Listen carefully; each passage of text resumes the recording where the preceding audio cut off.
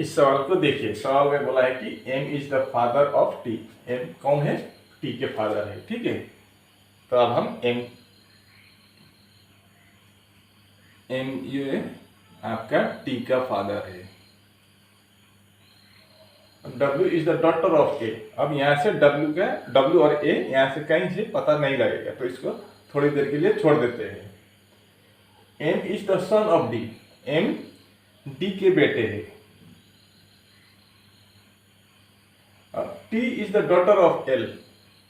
ये T जो है ये डॉटर है, बेटी है। किसके बेटी बोला है? L के बेटी है। अब यहाँ पर पहले क्या बोला था? टी के पापा एम है बोला था, अब बोल रहा है कि एल के बेटी टी है। मतलब दोनों का अगर बेटी ये टी है तो एम पापा है, तो ये एल क्या हो जाएगी? माँ हो जाएगी, यानी कि ये दोनों पति पत्नी हो जाएंगे। अब W is the daughter of A, यहां से नहीं पता चलेगा अभी थोड़ी।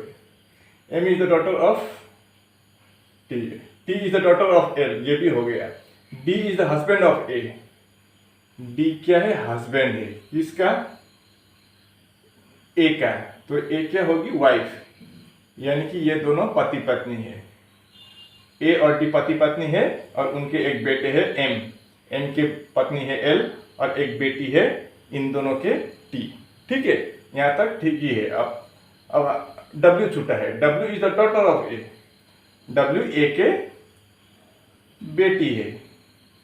ए का बेटी का मतलब डी का भी बेटी होगी, तो एम की क्या लगेगी? बहन लगेगी। एम की बहन डब्ल्यू और एम की पत्नी एल। अब सवाल में पूछा है how is A related to L. A का एल के साथ क्या संबंध है? एल कहाँ है? यहाँ है, और ए यहाँ है, तो ए क्या लगेगी? एल का। एल का हस्बैंड एम है और हस्बैंड की माँ है ए, तो हस्बैंड की माँ को क्या बोलेगी? मदर इन लॉ, सास, यानी कि आपका सी ऑप्शन में है, तो आपका C option is the right answer. ठीक है, अगर जानकारी अच्छी लगी तो वीडियो को कृपया करके लाइक शेयर कमेंट करना, और अगर आप चैनल पर भी नए हो तो चैनल को भी सब्सक्राइब कर देना। धन्यवाद।